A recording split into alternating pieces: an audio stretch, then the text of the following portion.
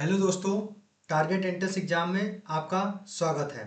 आज हम लोग डीएलएड परीक्षा परिणाम 2026 की विस्तृत विश्लेषण करेंगे, जिसका रिजल्ट कल आया है। द्वितीय और चतुर्थ सेमेस्टर का जो परिणाम है उसकी हम लोग चर्चा करेंगे। ये टारगेट एंट्रेंस एग्जाम हमारा चैनल है, ठीक है। अब देखिए परिचय। आज हम क्या जानेंगे? आज हम जानेंगे डीएलएड परीक्षा परिणाम कब घोषित हुआ, ठीक है। देन किन बैचों का परिणाम जारी हुआ, पास प्रतिशत कितना रहा, किस बैच का प्रदर्शन सबसे अच्छा रहा, किन कारणों से विद्यार्थी असफल हुए, इसमें हमें क्या सीख मिलती है। कहने का मतलब है कि कल जो परीक्षा परिणाम घोषित हुआ है उसमें पास प्रतिशत जो था वो बहुत ही कम था। तो आप अब एग्ज़ाम देने वाले जो विद्यार्थी हैं वो देखिए इनसे क्या सीखना है। मतलब आप समझिए कि हमको पास होने के लिए क्या क्या करना है। अभी से परीक्षा का जो पैटर्न है उसको समझे और पढ़े। धीरे धीरे हम लोग तैयारी को कंटिन्यू करके पढ़ते रहें। डीएलएड परीक्षा परिणाम जो कल आया है उसी का विश्लेषण कर रहे हैं हम लोग। अब देखिए द्वितीय सेमेस्टर का विश्लेषण आप खुद देखिए कि 2,17,000 लोगों ने रजिस्टर कराया था, जिसमें से उपस्थिति इतने लोगों की थी 1,98,000 की। 3,000 अनुपस्थित थे। 1,10,000 बच्चा पास हुआ और 87,000 समथिंग बच्चा फेल हुआ। तो आप देख सकते हैं कुल पास प्रतिशत जो है वो 55% समथिंग है।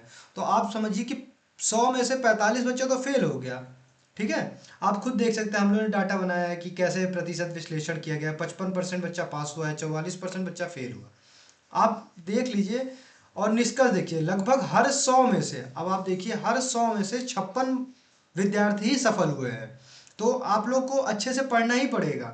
अब इसी तरह हम चतुर्थ सेमेस्टर दिखाते हैं।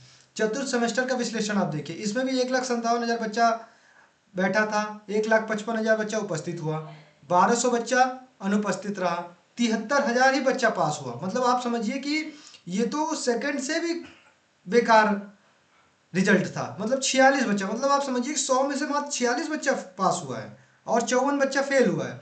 तो इससे आप देख सकते हैं कि हम लोग को अच्छे से पढ़ना पड़ेगा, ठीक है।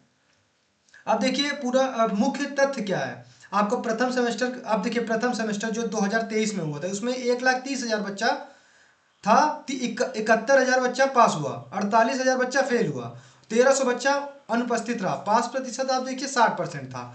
इसी तरह तृतीय का है पास विद्यार्थी। इसी तरह चतुर्थी में आप देखिए 2021 का है, ये 2022 का है, ये 2023 का है।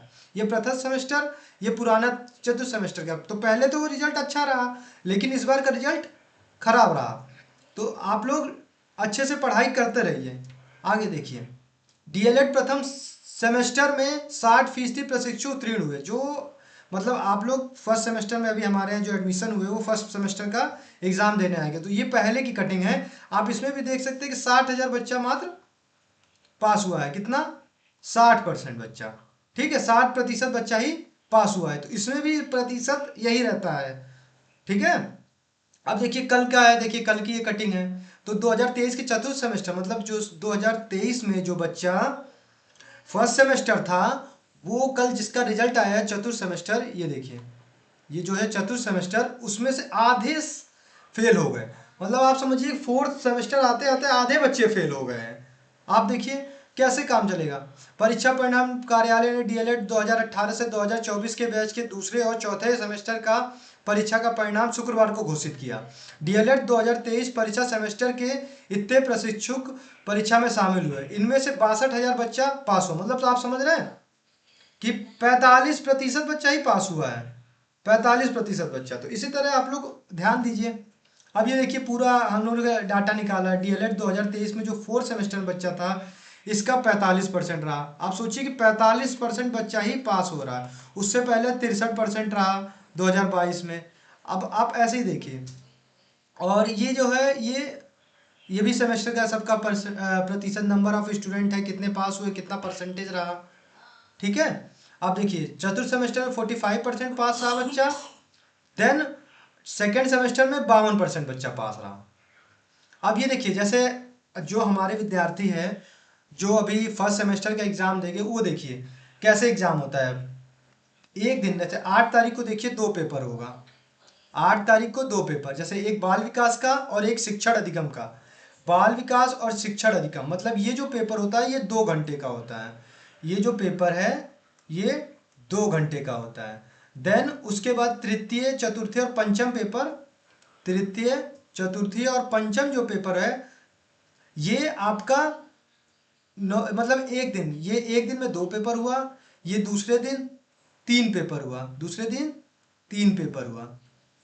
ठीक है। और देखिए ये जो पेपर रहता है ये एक एक कुछ 1 घंटे का होता है। देखिए सारे पेपर 1 घंटे का। अब जो पंचम जो है सामाजिक विज्ञान वाला वो 2 घंटे का है। 2 घंटे वाले जो पेपर होते हैं, आप यहाँ लिख देते हैं, जो 2 घंटे का जो पेपर होता है वो उसमें 50 नंबर का होता है। देन जो 1 घंटे वाला पेपर होता है वो 25 नंबर का होता है। ठीक है। जो 25 नंबर का, 25 नंबर का होगा। और देखिए षष्टम सप्तम और अष्टम ये भी 3 पेपर है और ये सब 3 पेपर 1 घंटे के होते हैं। तो आप देखिए कि आप लोग को कितना पढ़ना पड़ेगा। आप लोग को 3 डेज में ही आपके 8 पेपर हो जाते हैं। 3 डेज में 8 पेपर हो जा रहे हैं। तो आप समझिए कि समय तो नहीं मिलेगा, आप पहले से ही पढ़ेंगे तभी कुछ हो पाएगा। आप ये सोचते हैं कि एक दिन पढ़ के पास हो जाएंगे तो नहीं हो पाएंगे। इसीलिए जब बच्चा यहाँ एग्जाम देने आता है तो ऐसा क्या होता है कि 3 दिन में वो समझ ही नहीं पाता है कि हम कौन सा पेपर पढ़े। तो पेपर समझ नहीं पाएगा, लिखेगा क्या, उसका पैटर्न नहीं समझेगा। इसलिए आप लोग को 1.5-2 महीने 3 महीने पहले से तैयारी करनी ही पड़ेगी, नहीं तो बैक परसेंटेज इसी तरह बढ़ता रहेगा। हम लोग ने अपने चैनल पे भी क्लासेस चलाई है, बाकी आप लोग पढ़ते रहिए अच्छे से। अब ये देखिए हम लोग के मैनपुरी में जो एडमिशन हुए हैं, आप देखिए कि लिखित परीक्षा में देखिए कैसे नंबर है। फर्स्ट सेमेस्टर का है, ये देखिए फर्स्ट सेमेस्टर। आप देखिए बाल विकास 50 नंबर का होता है, शिक्षण अधिगम 50 नंबर का होता है, विज्ञान 25, गणित 25, सामाजिक अध्ययन 50, हिंदी संस्कृत कंप्यूटर सारे ये सब 25 नंबर। आप लोग देखिए आंतरिक नंबर देखिए 50 में से 49 मिला, 50 में से 49 मिला, 25 में से 24 मिला, 49, मतलब एक एक नंबर ही कम दिए जाते हैं। आप देखिए इंटर्नशिप में आपके 99 नंबर मिला। आप बताइए कि इतने नंबर कैसे मिलते हैं। हम लोग इतनी अच्छे से आंतरिक नंबर देते हैं कि किसी का इंटरनल नंबर ना घटे।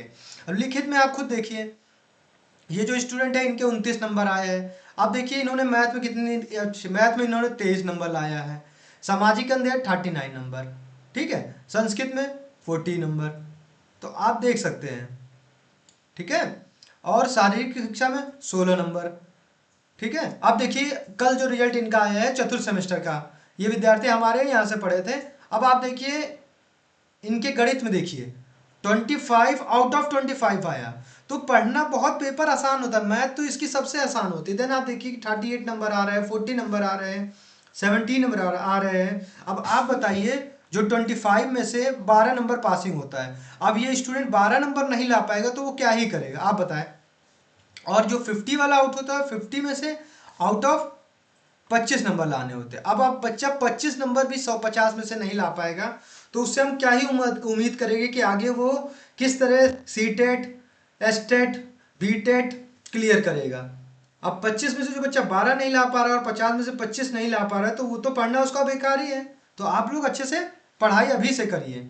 आप लोग खुद समझिए कि 1725 इंटरनल नंबर में से हम लोग 1681 मतलब 98% से ऊपर नंबर, 98 to 99% हम लोग कॉलेज से दिए जा रहे हैं हमारे, लेकिन तब भी विद्यार्थी फेल हो रहे हैं। तो इसका रीज़न यही है कि वो लापरवाही कर रहा है। वो शुरुआत में अच्छे से पढ़ेगा नहीं और 3 दिन में चाहेगा कि हम अच्छे नंबर ला दें। आप ये देखिए विद्यार्थी 25 में से 25 नंबर लाया, तो भाई इसने पढ़ा होगा ना, इसने 1 महीने 1.5 महीने पहले से पढ़ रहा होगा, इसलिए इसके नंबर अच्छे आए हैं। आप देखिए परिणाम से हमें क्या सीख मिलती है।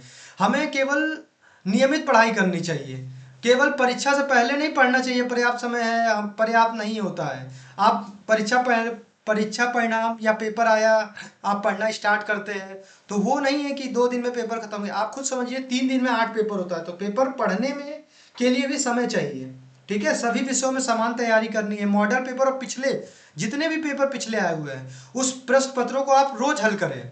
अभी से आप हल करेंगे तो धीरे धीरे आप उसका समझ लेंगे कि कैसे पेपर आ रहा है, ठीक है। समय प्रबंधन का विशेष ध्यान दें। आप देखिए, याद रखें, परीक्षा परिणाम केवल अंक नहीं बताते हैं, बल्कि हमारी तैयारी, अनुशासन और मेहनत का प्रतिबिंब होते हैं। तो प्रतिबिंब जो है हमारा, उसका परीक्षा परिणाम भी थोड़ा बहुत अनुशासन में रहने रहेंगे, तैयारी और मेहनत करेंगे, तभी हमारा रिजल्ट भी अच्छा होगा। आप रेगुलर स्टडी करिए, रिवीजन करिए, लगातार प्रैक्टिस करते रहिए, आपका कॉन्फिडेंस लेवल बढ़ेगा, तो आपकी सक्सेस ऐसे ही आ जाएगी। तो आप लोग को रेगुलर स्टडी करनी है, रिवीजन अच्छे से करना है, प्रैक्टिस करनी है, ठीक है, तो आपको सक्सेस आएगी। मतलब आप समझिए कि 25 में से 12 नंबर बहुत ही आसान है लाना, और 50 में से 25 नंबर बहुत ही आसान होते हैं। आप लोग लिखित पेपर होता है, इसमें आप जो 50 प्रश्न होते हैं उसमें से 15 क्वेश्चन तो एमसीक्यू आते हैं। तो आप समझिए कि एमसीक्यू ही कर लेंगे तो आपका लगभग लगभग नंबर अच्छे बन जाएंगे, ठीक है। अब देखिए, हमारा जो टारगेट एंट्रेंस एग्जाम ऐप है, आप इसको प्ले स्टोर पे जाके डाउनलोड कर सकते हैं। प्ले स्टोर पे जाइए, देन उसके बाद सर्च बार पे जाइए, सर्च बार पे आप लिखिए टारगेट एंट्रेंस एग्जाम, देन उसका आ जाएगा ऐप, फिर क्लिक करिएगा, इंस्टॉल करिएगा। इंस्टॉल करने के बाद आप उसमें अपना नंबर डाल के इसको ओपन कर सकते हैं।